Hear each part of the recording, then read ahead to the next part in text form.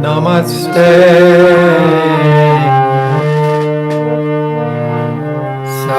Saraswati Devi Gauravani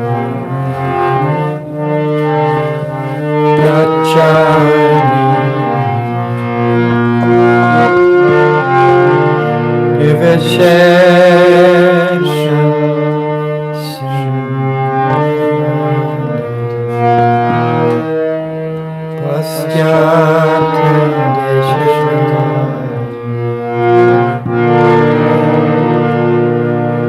Jaya Se Krishna Chaitanya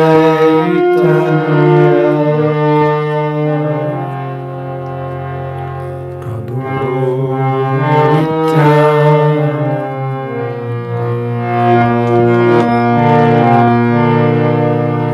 Sri Advaita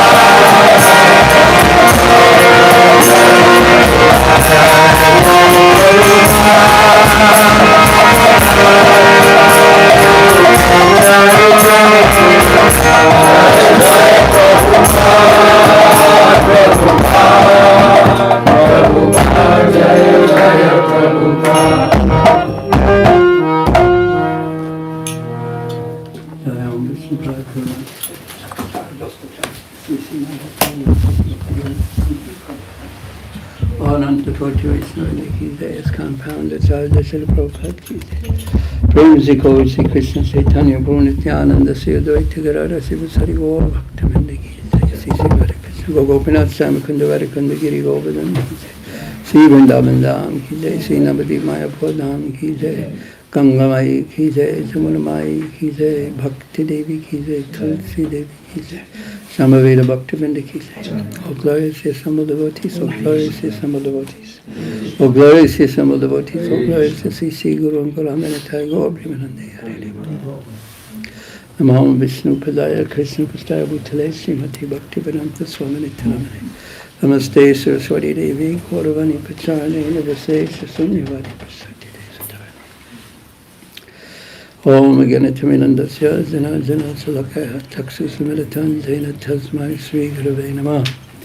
Sri Caitanya Manobhistam Stapitam Jena Bhutale Sayam Rupa Kadamayam Dadati Sa Pandantikam Vansakalpa Tuvipascha Kripa Sindhu Vaivasa Patitanam Pravilebhyo Vaishavebhyo Namo Namah.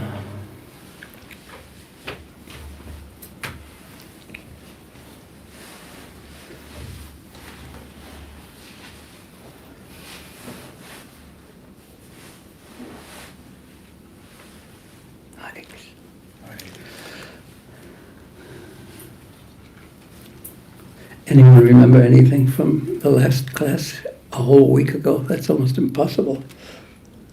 No, I shouldn't say it's impossible. Anyone remember anything from the last class without looking?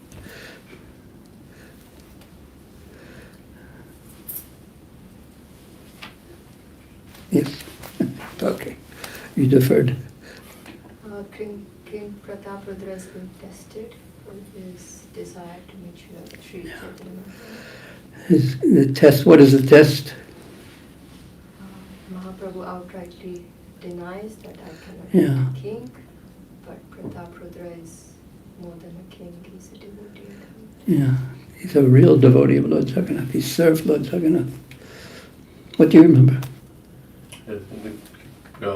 He was requesting for to meet Lord Chaitanya Mahaprabhu, and he declined the request, and very strongly too. Yes. If you saying that if you ask me this again, you won't see me here anymore, which means I'm leaving. So there's a whole sequence. The first part of the sequence is that Maharaj Prataprudra returns back from South India, and because there's actually a war going on in South India with the Vijayanagara kings over same thing as nowadays, territorial disputes. Where is the boundary line? You know, which belongs to me, which part belongs to me. So when he returned back, he had heard immediately that Sarvabhauma Bhattacharya had been blessed by a great saint. So naturally, in Jagannath Puri itself, so naturally, I think we'd all think, how could I also get some of that? It changed him, transformed him completely. So the idea to become transformed is very deep within the living entity, because he knows something is wrong, something's out of place, and something needs changing. But we don't really, in the material world, all the alternative self-help stuff, there's a point where people want to change because they're not happy, but no one realizes the depth that the change, the level that the change has to come on. It's at the very deepest level of who we think we are. The body, the mind, this upadhi, this designation, that designation. But the change has to happen on the level of the soul. That who am I in the land of eternity? Now, all these designations, all the identities, they all occur in my consciousness and the level of the temporary. But who am I in the level of eternity? So that's where the change, the transformation has to take place, from the inside out. Sometimes the example is given of an onion. Of course, none of you know what onions are. Maybe you've seen them or read about them somewhere. But this layer after layer after layer after layer after layer after layer after layer after layer. So many births of layers. So the king wanted some blessings, but of course he didn't really know what he wanted, but he knew he wanted some blessings. But he was a devotee of Lord Jagannath, a great devotee of Lord Jagannath. And so he asked Sarvabhauma Bhattacharya if he could arrange a meeting with him, a darshan with this great saint. And Sarvabhauma Bhattacharya said, I very much doubt it. You're a king. He's a renounced sannyasi. He won't see you. So Sarvabhauma Bhattacharya was very disappointed. And then, but he said, Sarvabhauma Bhattacharya, the king was disappointed, but Sarvabhauma Bhattacharya said, I'll try anyway. But he's not here. But when he comes back from South India, I'll try to arrange it. So the next scene is Mahaprabhu comes back and he asks Mahaprabhu, and that's what we read, partially what we read last week, or before that, Ramananda Roy had accompanied the king when he came back to Jagannath Puri, and he spoke so sweetly about the king that Mahaprabhu's heart was a bit softened. That was scene 2. And scene 3, Sarvabhauma Bhattacharya tells the king, and this is the one we're reading right now, he tells the king of the result of him asking Mahaprabhu. And the result wasn't very favorable for the king's meeting. But yet, Ramananda Roy had already spoken to him, Mahaprabhu. And this was after Sarvabhauma Bhattacharya spoke to him. Is it clear? We're used to watching it in videos or something like that, or like the Ramayana. In old days, the people used to, you asked, the stories of the Ramayana, and you'd say, oh yeah, where did you hear them? And then what would they say? My grandmother usually told me the stories of Mahabharata and Ramayana in India, of course. But nowadays, if they know it, it's because they've watched the videos, which are not quite the same touch in there. So Sarvabhauma Bhattacharya told the king that he said no, and he even told them, I was a bit surprised at this, if you ask me again about this, I'm leaving. So what a strong rebuttal, boom. But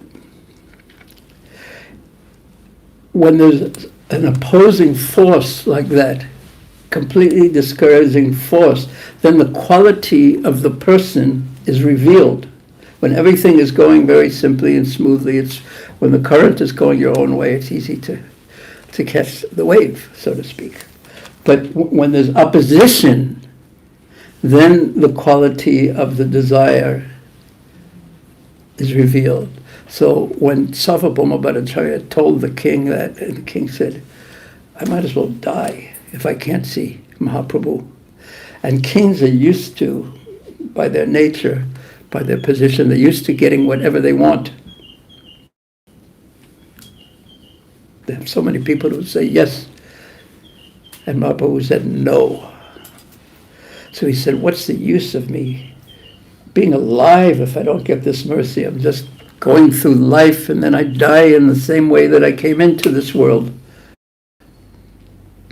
And Mahaprabhu has come to save the most fallen.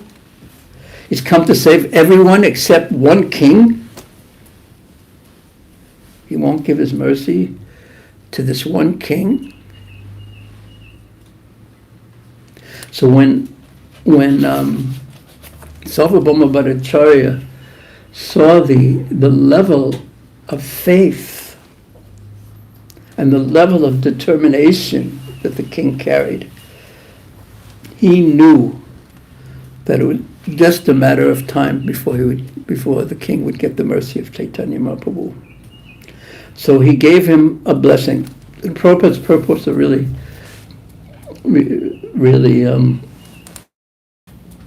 strengthen this point, or not emphasize this point, because we tend, his mercies, Prabhupada says, one must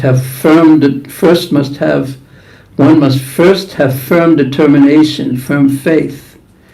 When one engages in devotional service, he must maintain this firm determination. Then Krishna will be pleased with his service. So,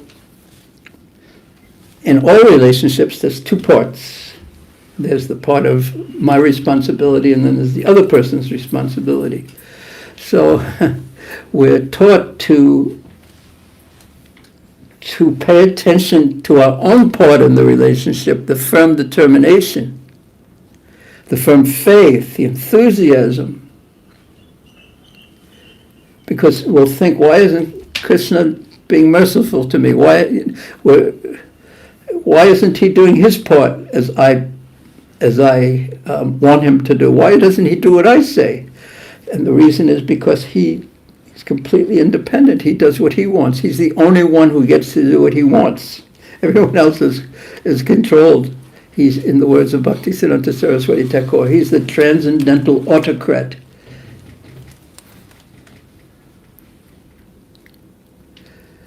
So instead of telling the transcendental autocrat what to do, that you should be merciful to me right now and do what I want, even if it's a good thing that we want, we should pay attention to the point that we are servants of Krishna. And when we've passed that test and shown Krishna that I don't want anything other than to serve your lotus feet, because prematurely we want Krishna. All those who want to go back to Godhead, raise their hand. Hey, sorry, Prabhu. But we also may have other things that we want also, and to be in the spiritual world, to be in Goloka Vrindavan, there can't be any other things. It's just, I want Tatraloyam Apimula Megala. I just want to serve you, and not only to be with Krishna and take a selfie and put it on your Facebook or whatever. No, it's to serve him with great love and devotion. To serve him when that is the desire that's burning so brightly. Then Krishna, when he desires, then he will certainly bestow mercy. So there's the love and determination, faith and determination are at the heart of the matter. And then the question is, what do you want? It's a good question to ask oneself every now and then. What do I want? And then you follow that question, what do I really want? What do I really, really want? So Sarvabhauma Bhattacharya, seeing the great determination of Sri Caitanya, of the king, Maharaj Prataparudra, he said, the Supreme Lord is approached only by pure love. Your love for Sri Chaitanya Mahaprabhu is very, very deep. Therefore, without a doubt, he will be merciful to you. So without a doubt, he'll be merciful to you. He blessed him in that way, Prabhupada explains in the Prabhupada, without a doubt. Because he himself saw the effect of Chaitanya Mahaprabhu's mercy on himself. And mercy implies causeless mercy. That mercy can't be demanded. It comes only from the superior daya, from the superior downward. And you can't demand, make me a millionaire, make me a billionaire. So, Sarvabhauma Bhattacharya said, you're so strong in your faith and determination. And then he said, there is one means by which you can directly see him. Even though he said, the Lord said he won't see you, there is a way. And just, it's like if you're walking in the desert, and that's how Maharaj Prataprudra was perceiving this. There was no hope when you're walking in the desert. There's no hope for water, and you're thirsty. So when one's desire is like one's thirst, when there's no water, walking in the heat in the desert, and someone says, here, there is a way that you can get water right now or soon. That gives you hope, strong hope. And when you fully trust the person who tells you this, that will also strengthen your determination, and I'm going to do it, I'm going to do it. So he said to him, there is a way you can directly see him. On the day of the car festival, the Rath Yatra festival, which was coming up very soon, Sri Caitanya Mahaprabhu will dance before the deity in great ecstatic love. On that Rath Yatra festival day, after dancing before the Lord, Sri Caitanya Mahaprabhu will enter the Gundicha gardens, Prema Vesh, in great love, filled with great ecstatic love, dancing in front of Lord Jagannath. He will enter the gardens because he's danced all day, all morning. And then you should go there alone. Don't take your ministers, don't take your personal assistant. You should go there alone, because the king never goes anywhere alone, practically speaking.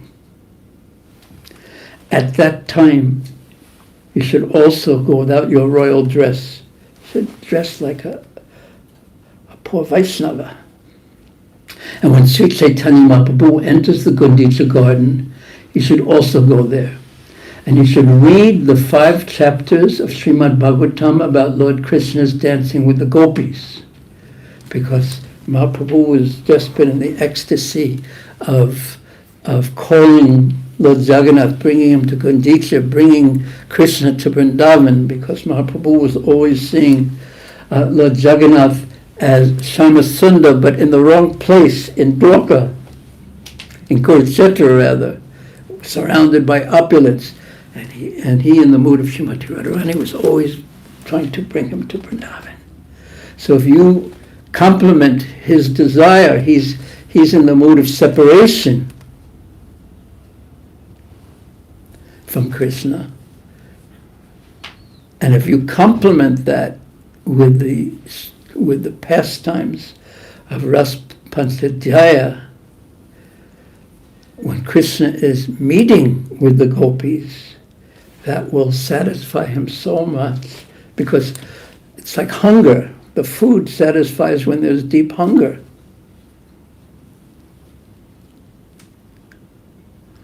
So the hunger will be so great when Mahaprabhu is in the ecstasy, and we'll hear about this in chapter 13.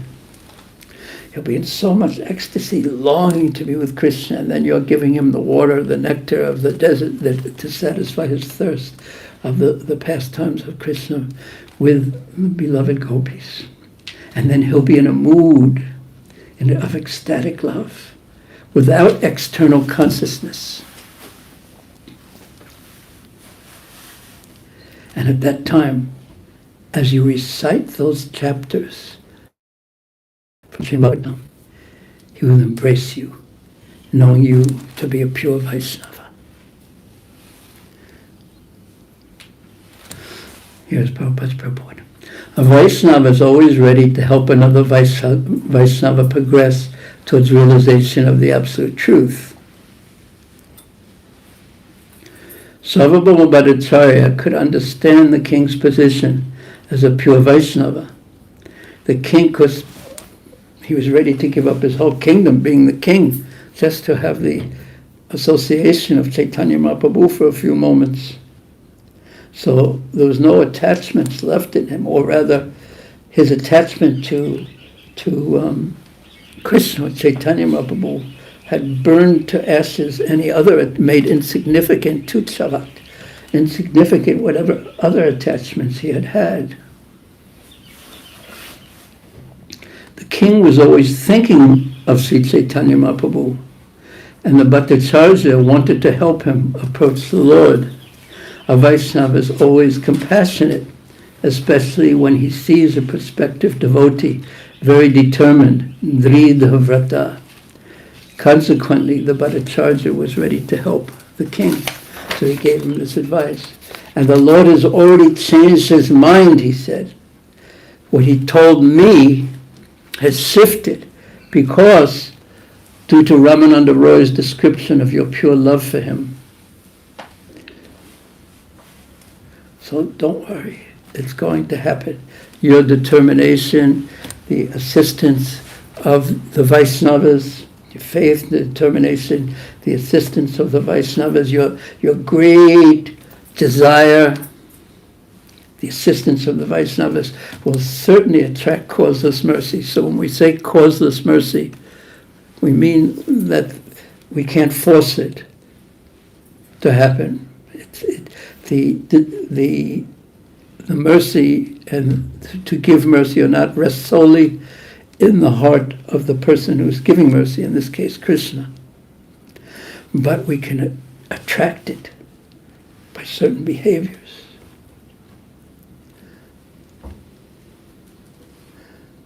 So here, the journey of Maharaj Prataparudra, and indeed what Sarvabhauma Bhattacharya says Maharaj Prataparudra is going to follow exactly, and Mahaprabhu is going to do the exact thing. And it's so, and this is so interesting, and this occurs in the beginning of the 14th chapter, the chapter right after Rath Yatra of Madhya Lila. And in some purports, Prabhupada would say that Mahaprabhu was in so much ecstasy that he didn't know who was speaking, who was reciting this. And then other purports will say, of course he knows everything. So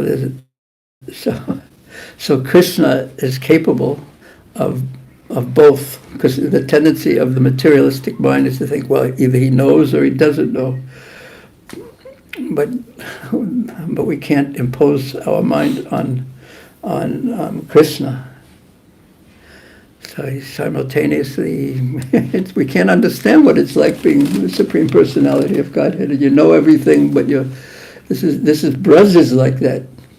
The whole Vrindavan Leela is like that. Krishna, he knows everything, but because of the love of the Brajbasis, he forgets and allows Mother Yashoda to chastise him. He's the all-powerful Supreme Personality of Godhead, the controller of the Bhakta Bharta, of Maheshwara, of all the universes, and Mother Yashoda is tying him up, chastising him, and he's crying because out of fear, and he's actually afraid. I mean, it's quite astounding, but this is the nature of the love of the Brajbasis and their lovable object. He's controlled, captivated by their love. He's conquered. This is how powerful love for Krishna is, Prema Bhakti.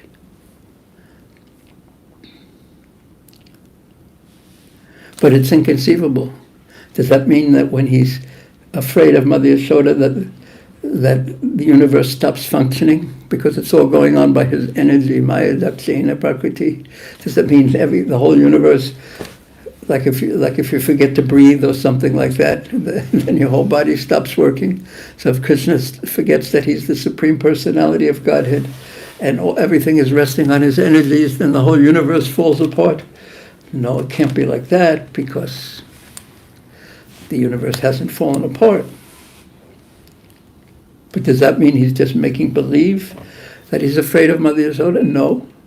He's actually afraid of Mother Yashoda, and he's actually thinking himself just a little boy. And if Mother chastises me, this is not good. Who will take care of me if she's angry at me? So he's got a kind of consciousness that it's achintya to us, it's inconceivable to us. Of course it's inconceivable to us because we're tiny and insignificant. We have consciousness, but it's just little. So when Maharaj Prataparudra heard this, he took the Bhattacharya's advice and firmly decided to follow his instructions. So, because he's determined to love Krishna, and he gets advice how to get closer to get Krishna from his guru,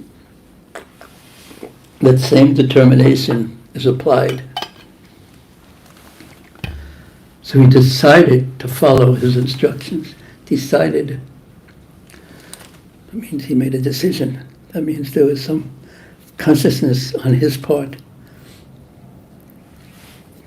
Because there's always a choice. I won't follow, I will follow.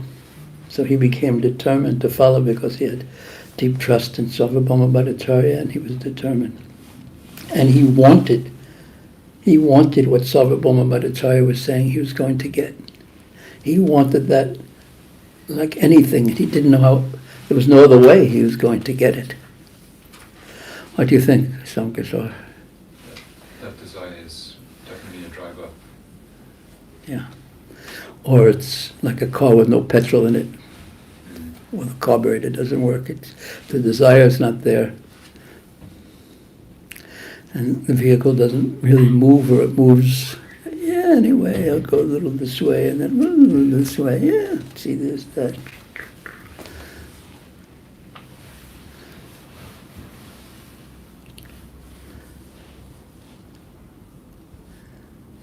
So that, of course, brings up the question, how do we increase our desires to love Krishna? That's the issue of life. So in that, you don't do this, and you do that. So then, when the king asked the Bhattacharya when the bathing ceremony of Snaniyatra, so this is right before Snaniyatra. So Snaniyatra is 2 weeks approximately before Rath Yatra. So this is all going to happen within the to the king after the Rath Yatra, so approximately 2 weeks. So if the king was really determined, and he was always thinking of Caitanya Mahaprabhu anyway, and he didn't want anything else, just imagine what those 2 weeks were like for him. 13 days, and then I'll be able to, 12 days, 11 days, just the anticipation and the desire just increasing.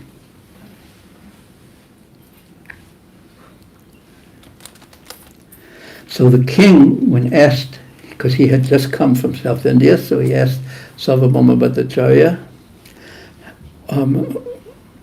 when does Snaniyatra take place, the bathing ceremony? How many of you have seen the Snaniyatra of Lord Jagannath in Jagannath Puri? None of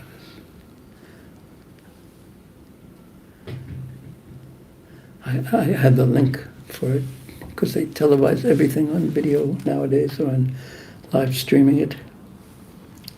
I saw a little bit of it this year. But so Sarvabhauma Bhattacharya said there were 3 days left only before the Snaniyatra.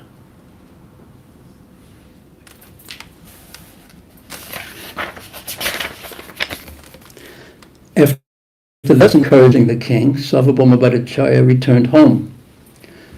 Now, next scene. On the day of Lord Jagannath's bathing ceremony, Sri Caitanya Mahaprabhu was very happy at heart, so he was in Jagannath Puri at this time.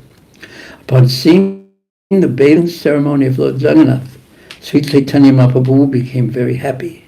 But when Lord Jagannath retired after the ceremony, Lord Caitanya became very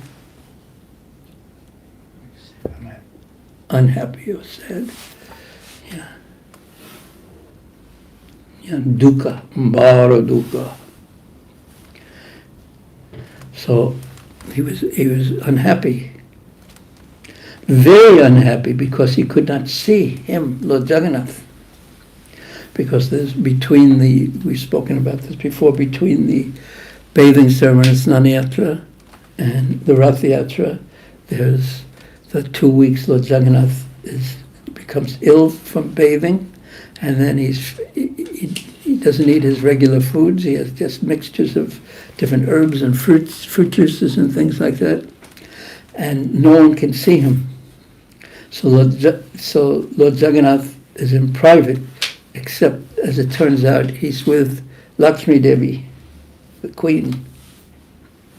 So while everyone else is unhappy because they can't see Lord Jagannath, the queen, Lakshmi Devi, is so happy because she gets time to spend. She doesn't have to share him with anyone. And this comes later. That's the Hara Panchami festival. When he goes to Gundicha and stays there. And after, because when he left, he promised, just going, I'll be Aga. But then he didn't come back, and she becomes furious. And all the devotees are amazed, because the word is man, because she becomes very angry at Lord Jagannath. And Sruptamara's, because there's different levels of man. There's the goddess of, generally the Lakshmi Devis can get angry, and even the gopis become angry at Krishna. But he said, I've never seen anything like this. She attacks with her armies, attacks the servants of Lord Jagannath and beats them. So it's an amazing festival. So now here's where it goes from here, the pastime goes from here. So Mahaprabhu was Barodukhi. Due to separation from Lord Jagannath, Sri Caitanya Mahaprabhu felt the same great anxiety the gopis feel in separation from Krishna. So you're getting a few interesting things happen. So he's in the mood of, Mahaprabhu's in the mood of the gopis, and separation from Krishna, and it's so difficult for him. But then when Rath Yatra starts, then he, in the mood of Radharani, gets to see him again, but he's not Krishna in Vrindavan. So you have this very unique experience of him surrounded by all the opulence and wealth like Kurukshetra. So it's the same Krishna, but something's completely different. So she was longing to be with Krishna, but at Kurukshetra it was completely different. So she's with Krishna, but the mood is different. So it's a whole different experience. So there's so much variety in the spiritual world. So it was unsatisfying. The Rath Yatra was the mood of bringing Krishna from Kurukshetra back to Vrindavan. And this is what's described in such a wonderful way by Caitanya Mahaprabhu, by Krishnadas Kaviraj in the 13th chapter. So Caitanya Mahaprabhu felt the same great anxiety the gopis feel in separation from Krishna. In this condition, Mahaprabhu gave up all association and went to Alalanath, which is maybe somewhere between 15 and 20 kilometers from Jagannath Puri. He couldn't tolerate being in the same place where he was seeing Lord Jagannath every day, and now he couldn't see him. He couldn't tolerate it. So he went far away. And the devotees who had followed the Lord came into his presence and requested him to return to Puri. They submitted. So follow the Lord means the devotees who had come with him from Santipur with the Dvaitacharya, Damodar, Mukunda, and Nityananda Prabhu and Jagadananda. So they brought him back. So that was this is actually, it's hinted at here. And it's hinted at also in Chaitanya Bhagavat that Mahaprabhu was experiencing, he was in the mood of the Ashraya, meaning he was in the mood of the gopis. And he was looking to Krishna. Sorry, this is maybe a little complicated. But all the devotees who were with him, who loved him so much, Nityananda Prabhu, Jagananda Pandit, Damodar Pandit, and Mukunda, they wanted to be with Mahaprabhu. and he was there. So it's hinted at that they came up with a little bit of a plot, conspiracy to bring him back, because they were missing him so much as he was missing Lord Jagat, missing Krishna. They were missing him so much. So when you're doing this type of diplomacy, Rajniti diplomacy, what you have to find, this is politics, you have to find something that's really going on, and you have to use that to get what you want. We're turning into a politics lesson. You have to use something else as the excuse of something else. If you're listening very carefully, you may have to use this one day.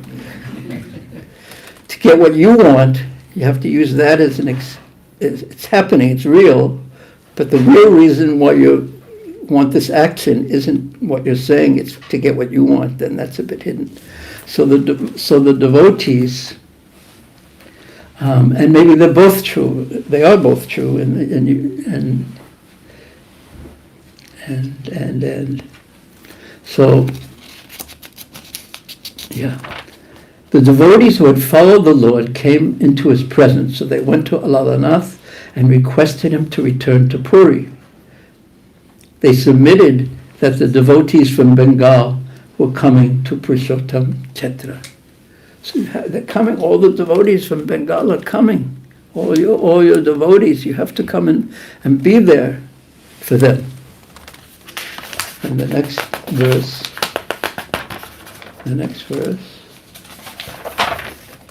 In this way, Sarvabhauma Bhattacharya brought Lord Caitanya back to Jagannath Puri. So there's a hint, and it's also hinted at something similar in Chaitanya Bhagavan on this point. He then went to King Prataparudra and informed him of the Lord's arrival. So then another sequence begins, and maybe we won't begin that right now, because it's a really wonderful sequence where the king is going to get an opportunity to see Chaitanya Mahaprabhu, because they brought Chaitanya Mahaprabhu back for their own different reasons. Sarvabhauma Bhattacharya also wanted the king to have the opportunity to see him. Nityananda Prabhu and the other devotees, they were missing him so greatly. And the devotees from Bengal were just arriving. So all three were all different reasons why that impelled the devotees to act in their different ways. So at the same time, Gopinathacharya came, while Sarvabhauma Bhattacharya was with King Prataparudra. Being a Brahmana, he offered his benediction to the king and addressed Sarvabhauma Bhattacharya as follows. About 200 devotees who had been walking for 1 month are coming from Bengal. All of them are greatly advanced and specifically devoted to Sri Chaitanya Mahaprabhu. All of them that have already arrived on the bank of Lake Narendra, and they are waiting there. I desire residential quarters and prasadam arrangements for them, asking the king. Now, this is one quality of the king that is consistent. Whether he's rejected by Mahaprabhu, no matter what happens, he always wants to serve.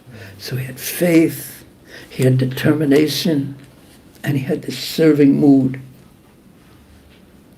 He always wanted to serve. And this happened when Sarvabhauma Bhattacharya, when he first met the king, when the king had come back, after saying, no, he'll never see you, you're a king. He's in the renounced order. And then he said, but I want a nice place for Mahaprabhu to stay. So naturally he'd say, what? He won't see me? And you want me to give him a place to stay? Yeah, maybe in Balkata or somewhere. No, but it's, oh yes, I know a very nice place he can stay. So his heart was so pure and open. Open for what? Faith, determination, devotional service. So the pathway was open, always. And there's the proof, the desire to serve. And not only the desire to serve, but he did it.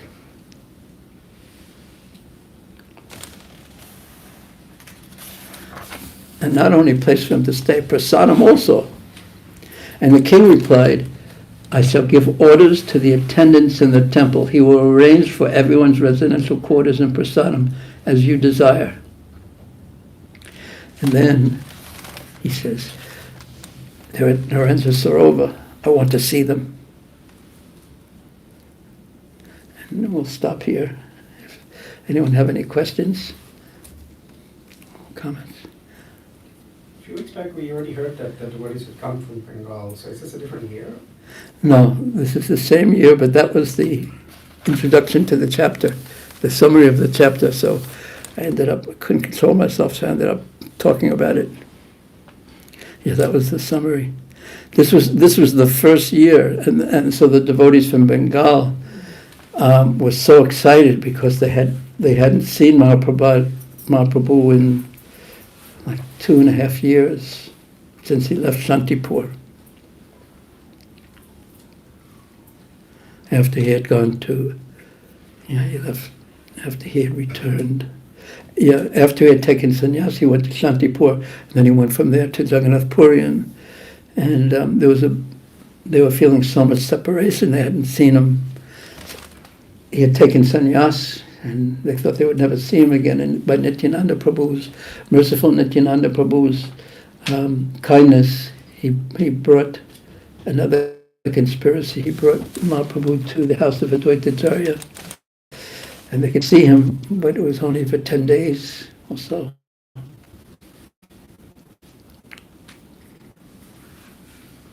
And then he left for Puri with these other devotees. And then he went to South India for 2 years. After 1 or 2 months in Jagannath Puri, he went to South India for 2 years. And in those days, especially, well, no, I guess it's the same in one sense, but when you go on pilgrimage, you don't know if you're going to ever return again, because you're just walking. You're at the mercy of whatever happens. And that's what Mahaprabhu said. Whatever happens, Krishna Pahiman, Krishna Rakshamam.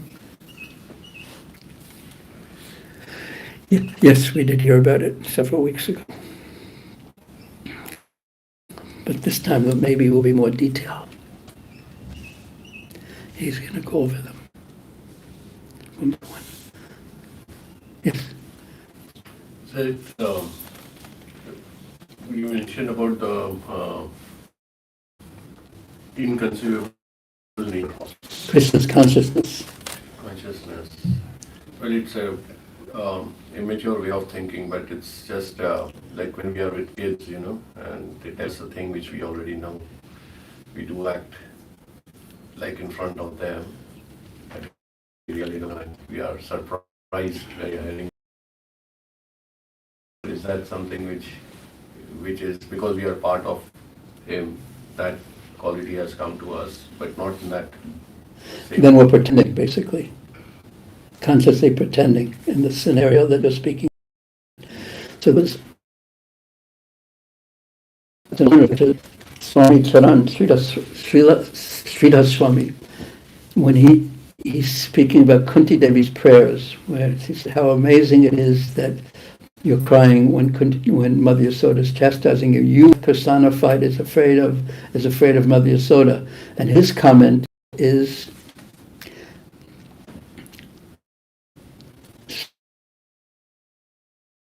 it's amazing, because Krishna is pretending to be an ordinary child, which is basically what you're saying. Yes. Yeah. But Srila Jiva Goswami very, very, very respectfully differs. And he says, no, the amazing thing that he was actually afraid. That's the amazing thing. Because of the love, Krishna gets so much Mother Yasoda's love for him is so powerful that he becomes a little boy, like when you're with your mother. Maybe sometimes she treats you like you're a little kid. Have you eaten enough? Or this and that. Is that true? Yes, every day. And then sometimes you get into the mood of being a little boy, and sometimes you pretend, as you're saying. You pretend, oh yes, I have to make my mother happy. Okay, I can shake my head, yes, and then I'll do whatever I want anyway. We won't tell, don't worry.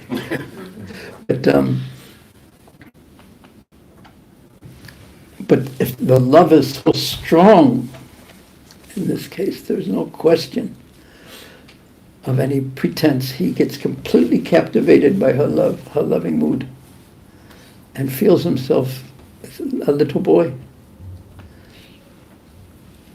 Maybe the reason is the love which we have is on the material level, and what Mother Yashoda had was on the transcendental level. Yeah. But still, even on that level, because your mother's love for you is so strong, sometimes you feel like a little boy. But Krishna fully feels that way. Sometimes does your mother chastise you so much that even in the last few weeks that you start crying? Not till that. Not recently. Krishna did.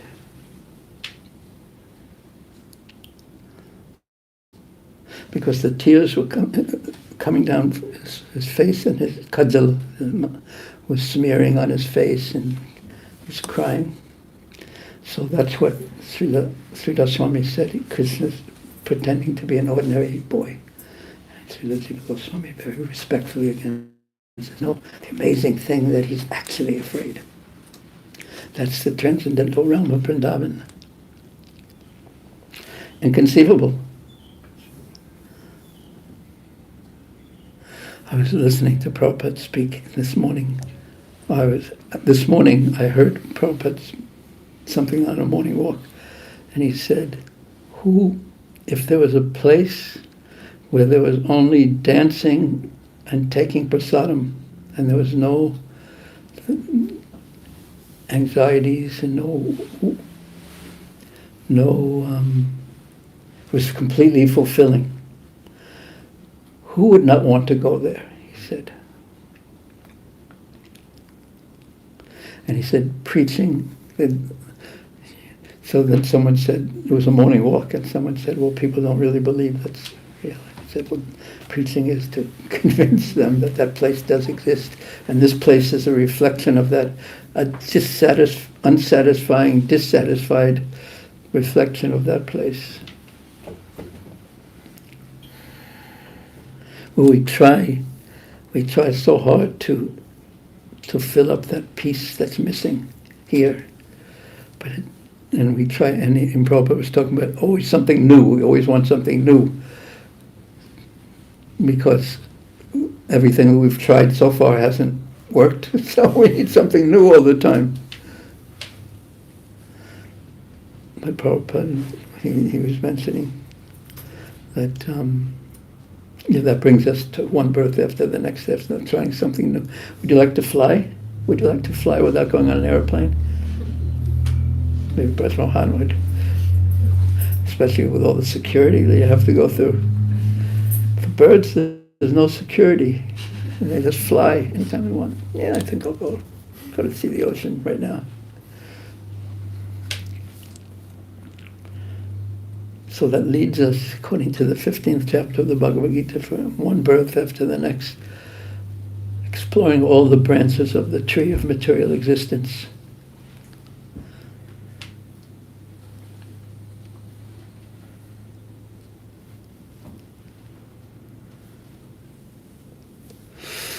Thank you. Any other questions or comments? Yeah. Something I'm struggling to understand is the Lord's mercy is causeless. At the same time, there's certain activities we can do To attract it. So it seems as though there's a cause to getting mercy in that sense. Well, it's sort of say if you have a water pot and you have some water. So in this example, you're the water pot and Krishna's mercy is the water. So if your pot has a lot of holes in it, then the person who wants to conserve water won't pour the water into your pot. So your job is to make sure the pot is suitable. And maybe you can ask very politely with I need this water so much. But your pot has so many holes in it. So first fix the holes in your pot, the container. And then you're more likely, but you can't force it. That's the point. That's the causeless part. Causeless mercy. Because it really, so you could have a perfect pot for 100 years and still be waiting. And you don't know when it's going to come. And you think maybe it's not going to come. And that's where the faith and the determination and the surrender, okay, Krishna, it's up to you. Whenever you're ready, my desire is so strong, and anya bilasita sanyam, I don't want anything else. And you can take, like there's one, that Vyasa Puja offering Srila Prabhupada wrote to his Guru Maharaj. He said, I have no hope to get direct service for crores of births. They don't have crores in South Africa, do they? But anyway, it's too many. Yeah, so still. And there was one Mukunda Datta, Mahaprabhu became angry at him for sometimes hearing from impersonalists and then being with Mahaprabhu and then sometimes hearing. So he said, I don't want to see him. So Mukunda was distraught. You know that story? I've heard it, but be safe. Yeah, he was distraught and he said, I won't see him, but when will I see him? When will he again show me his mercy? And let me see him. And Mahaprabhu was so angry. He said, I won't see him again for 1,000 births or something. And when that message was relayed to Mukunda, he said, oh, I'll be able to see Mahaprabhu after 1,000 births. I'm so fortunate. Because we tend to think a long time like a child. You know, they sit in Bhagavatam class and how many more minutes are left? I've been already here for an hour, 15 minutes or whatever. How much more? Another 10 minutes. Is that a long time? That's so long. So the viewpoint of time is completely different for an exalted soul with the spirit and Krishna. It's eternity. From the perspective of eternity.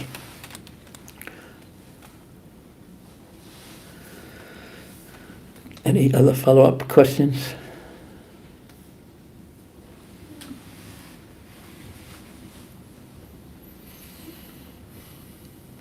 Yeah, so it's an interesting example of the pot with many holes.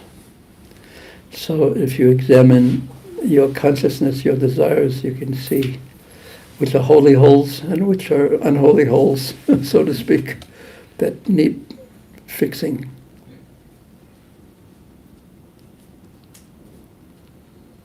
And what we try to do is, whatever situation we're in, whatever Krishna's given us, I'm yours. I'm here to serve.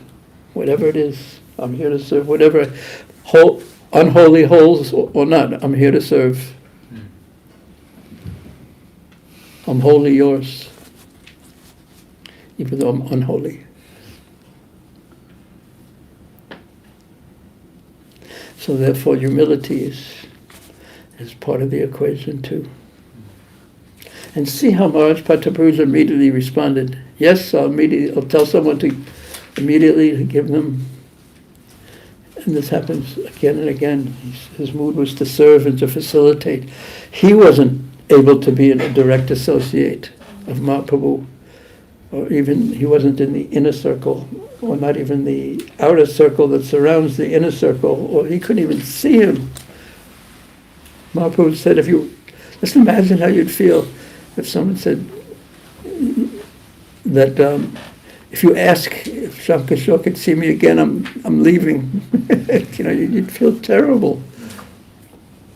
Terrible, terrible, terrible. But it didn't break his, because the tendency would be say, well, if you don't want to see me, then who wants to see you? But yeah, so he was being tested very heavily, as we are being tested.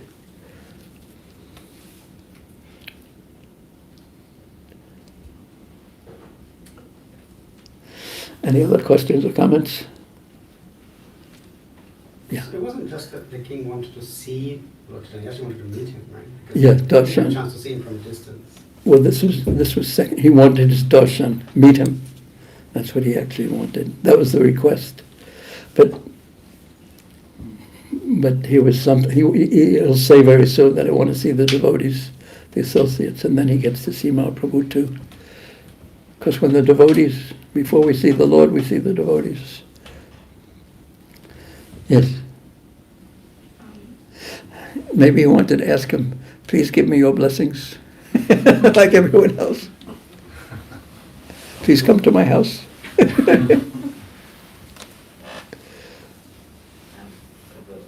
Maharaj and Buddha, it seems like he was disappointed in the beginning when Madhacharya told him he can't see Lord Chaitanya. But then at the same time, he kept holding on to some hope that because of the assistance and mercy of Madhacharya, he will be able to see Mahaprabhu. So is that even though we may find ourselves in a place where we can't reach or can't find connection with Krishna, but it's that glimpse of hope that we hold on to, that with the mercy of. Without hope, how can we go on? Yeah.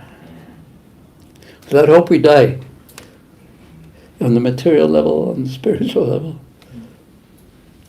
And the hope is maybe not in our own ability, but the kindness of Krishna and his devotees.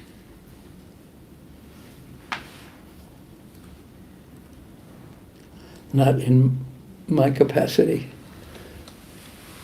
Yeah. We shouldn't lose hope. Yeah, all these different lessons come up in little different pastimes.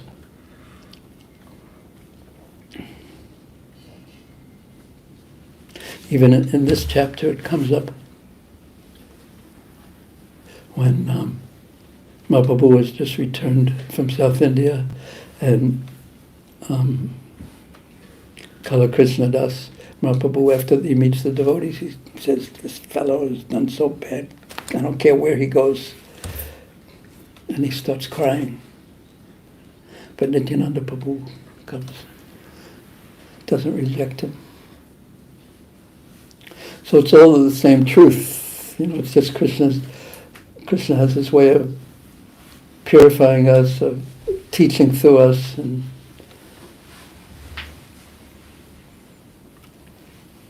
because Nityananda Prabhu is an aspect of Mahaprabhu in that sense.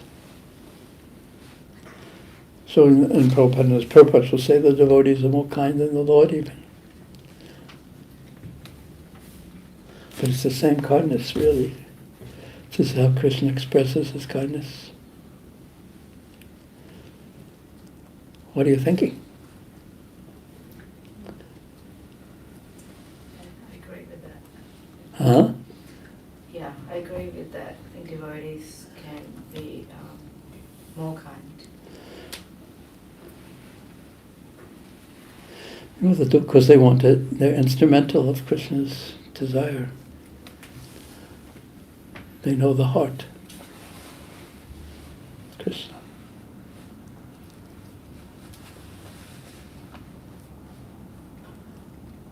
Okay. Anyone else?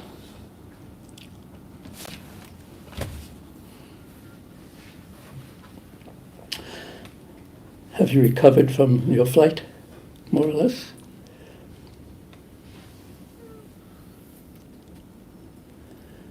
So on Wednesday you'll go towards Bunbury. I think so. We have to consult. Is that the day you go?